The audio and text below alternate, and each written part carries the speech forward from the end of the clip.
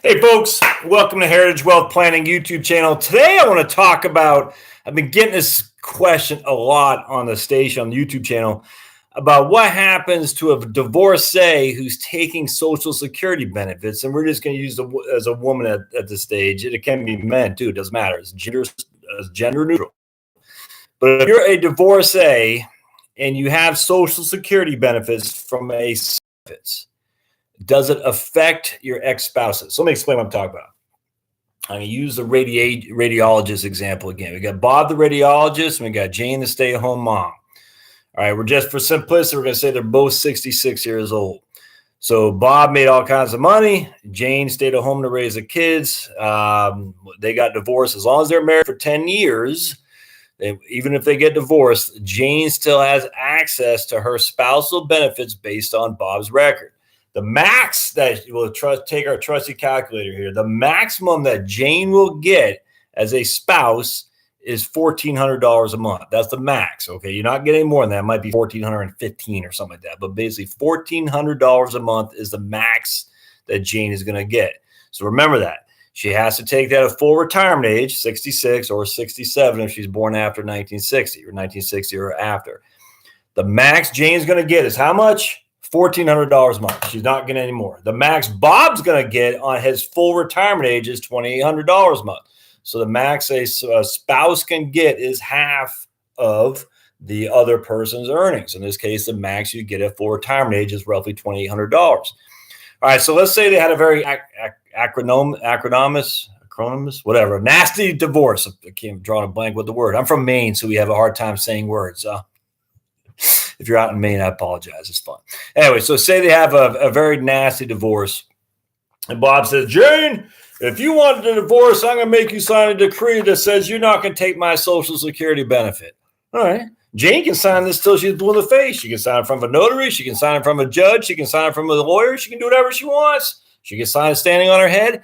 It doesn't matter. It won't matter. This freaking stupid piece of paper will not affect Jane's ability to get half her spousal benefits, to get her spousal benefit. It doesn't.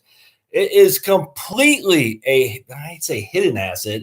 It's completely non-negotiable. So why do I say this? I cannot tell you how many women have asked about this, and I deal with this all the time in my 20 plus careers as a financial planner. I'm just going to pick on the men for a second. I don't take this wrong, but if you're going through the divorce, Mrs. Smith, because your husband's whatever, I don't care. But if you're going for a divorce and you're just like, I just want to get through this, I want to move on. I can't take the acrimony. That's the word, acrimony. I'm having a hard time with that. I don't care. I don't care if your husband says, I will give you $800 million to sign this letter that says you're not going to attach my Social Security benefits. You sign it and take the money because that letter is irrelevant. It doesn't exist. Bob can use that letter all day long. The only thing it's going to be worth for is lighting a piece of fire. That's it. It doesn't matter. Social Security benefits to you as a spouse or a survivor, but right now we're just talking about spouse, has no effect on Bob's money. It doesn't. Your getting benefits has no effect on his benefits whatsoever. And let me tell you, as a husband who's got a wife who stays home raising 4 children, by the way, who sacrificed a career where she's making twice I am, this is very important to me. Because if I was going to go awry and take on my money because it's all in my name, because of the 401k IRAs, I'm the one who makes the actual income. It all goes into my name. And then turn around and say, oh, sign this letter that you're not going to get my Social Security benefits. Bull crap. You can't do that. No law is going to allow that to happen. It's not going to work like that. Look, I don't care the circumstances, but let's just say I was the one who did bad things, if you know what I'm talking about. And thus I'm the one who caused a divorce to happen. So the premise would be that if she wants some of my money that she contributed by her labor in raising my kids, that she has to sign some decree that says she's not going to get her spousal benefits, was her rightful owned money. That's not the government's money. That's not my money. That's hers. Why? Because she supported the family while I was earning a living. And that's only going to be $1,400 a month. It's not going to be any more than that. It could be less depending on the year she files. But my goodness, all the divorce decrees in the world don't mean crap when it comes to your rightful money. And the same goes for a man. If my wife left me and she's a higher earner, same thing would go for me too.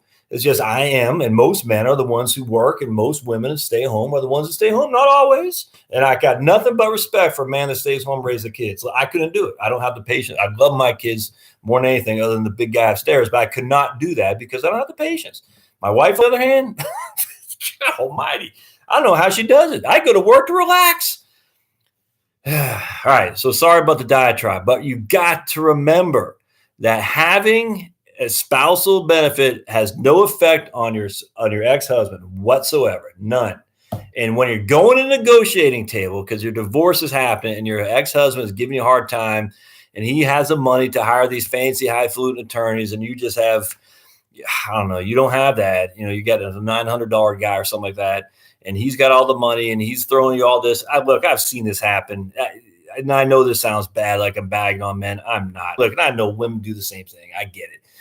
But if you're a radiologist, and I'm just using that because radiologists make a lot of money. It could be a professional baseball player. It could be a financial advisor making all kinds of bang. I don't care. But if you're the guy or the woman, but the guy who's got all the money and you're saying to your spouse, look, if you want some of this, you better do what I say or else I'm going to take it all away from you. And you're going to have to sue me until you're blue in the face before the judge allows me some money. No, if anything, what would happen actually is it worked the other way. You would say to the judge, hey, I did all the support. I took him in. I watched all this, and he has all this money squirreled away. He's going to get $2,800 a month on Social Security. I'm only going to get $1,400 a month on Social Security. Don't I have more of a right to some of his assets more than him? Just to make it what we call in estate planning, we call it equalization of estates. So for this to be equitable, we shouldn't do a 50-50 split mix down the road that he has a $500,000, I have $500,000, what's called a QDRO, a qualified domestic retirement order. I forgot what they are. Qualified QDROs, qualified domestic something order. You say at the end of the day, no, I'm only getting $1,400. He's getting $2,800. I should get more than what he has because that's not equitable. It's not an equitable break of events. So you might want to use that. Actually, I would have a problem with that. Again, I don't know if the judge would listen. I don't know.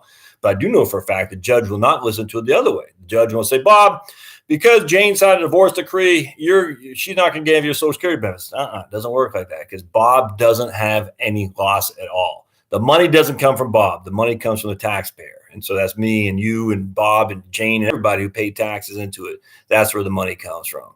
So always remember, please, for the love of Mary, always remember that when you're going through divorce, your spousal benefit has nothing to do with some stupid divorce decree or anything like that. It just does not. It doesn't. Now, when it comes to survivor benefits, again, the issue is as long as you've been married for 10 years, all right?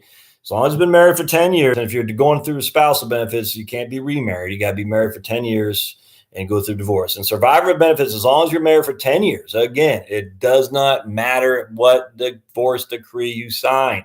Please don't let that be part of the negotiating process. If you are the lower earner, if anything, you should use it as a part of the negotiating process to say to that guy or that woman, hey, they're going to get $2,800 a month, Judge, on Social Security. I'm only going to get half of that at most, and probably it's going to be less because you're probably a couple of years younger than him too. And so you'll get $1,100 a month, and you can say, look, I need to get more of his assets on a QDRO simply because to make it equalized. And the judge may or may not listen to that. But now when it comes to survivor benefits, remember, what happens is Bob dies, Jane steps into his amount. And I kept saying this in the comments on one of my videos. It sounds brutal. I don't care. You got to keep tracks on when he or she dies. I hate to sound like that, but the Social Security isn't going to pick up the phone and say, hey, Mrs. Smith, Bob just died. You're going to step into his benefit. We have ample proof that the Social Security does not do that.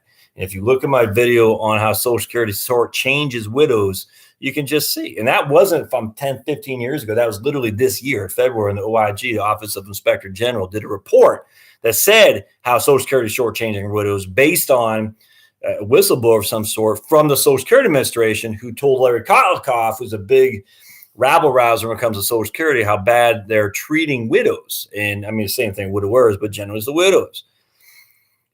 You got to keep track.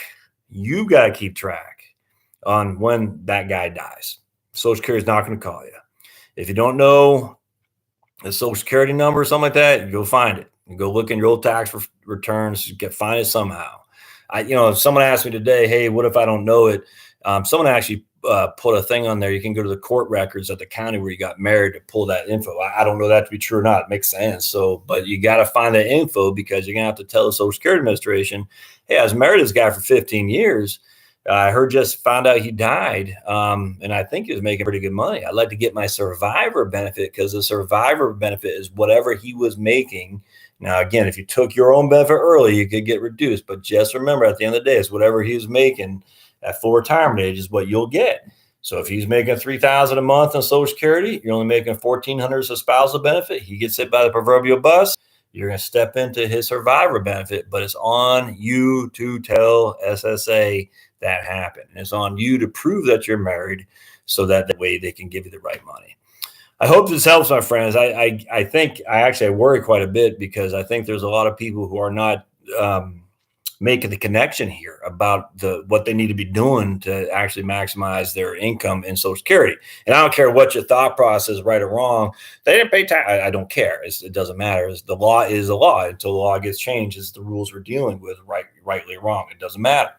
It's just rules. So if you're a divorcee, you got to look at your spousal benefit. The max you'll ever get right now, spousal benefit is $1,400 a month. That's it. All right. So if your own benefit is worth more than $1,400 a month, you're not going to get any more.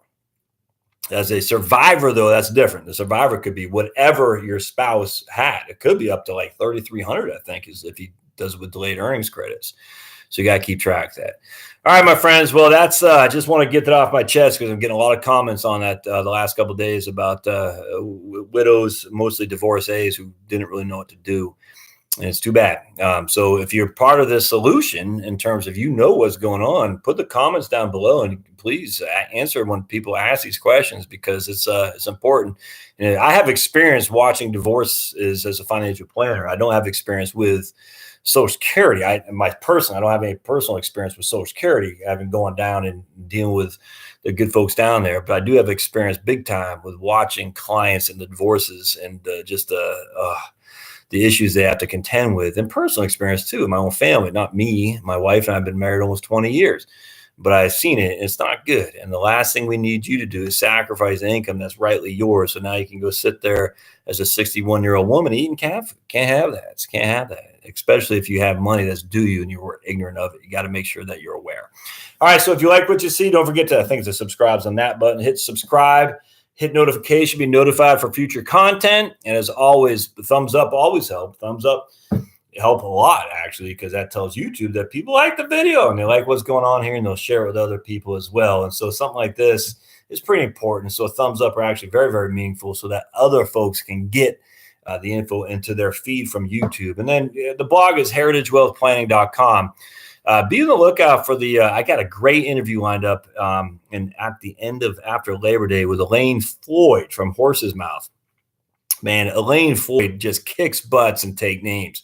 Kotlikoff, who's a lady over at Boston College. I'm drawing a blank. The lady over at Boston College is Alicia Munnell, or Munnell, Munnell, and then Elaine Floyd. Those are three premier people. And there's a guy over at Baylor, Bill Reichenstein, and his partner, Bill Meyer. They do all kinds of writing in various financial rags. I don't have one right here that I read. Bill Meyer and Bill Reichenstein. And so those four people or five people are, man, when it comes to Social Security, Elaine Floyd, Alicia Munnell, Larry Kotlikoff at BU, Alicia Munnell is at Boston College, the Center for Retirement Research Studies or something like that. Elaine Floyd's at Horse's Mouth. Reichenstein, and I think Meyer is also at Baylor. But those five people, man, if you were just to read those guys, you'd tear. Oh, then there's a guy on YouTube, Devin Carroll. I like him a lot, actually. He does a lot of YouTube videos. I've learned a lot from him, actually. His style is probably a little bit more formal than mine. So if you like more formality, you'd probably like him better, but that's fine. Devin Carroll does great work on YouTube through Social Security as well.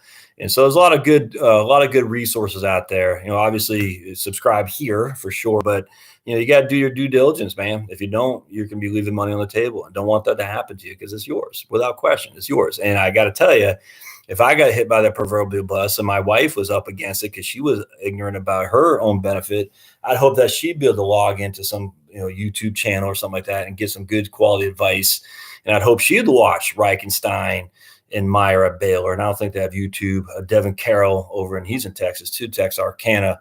Elaine Floyd from Horse's Mouth, and then Kotlikoff and Munell over in Boston. Because she's got to learn this stuff. So anyway, be on the lookout for my interview with Elaine Floyd. If you have questions, I tell you, it just occurred to me right now. Actually, let me know, because Elaine, I was able to squirrel away an hour for her. And if I could just fire a whole crap load of questions, man, I tell you, that'd be money well spent for sure. So if you have questions, put them in the comments and say, hey, can you ask Elaine this or something like that?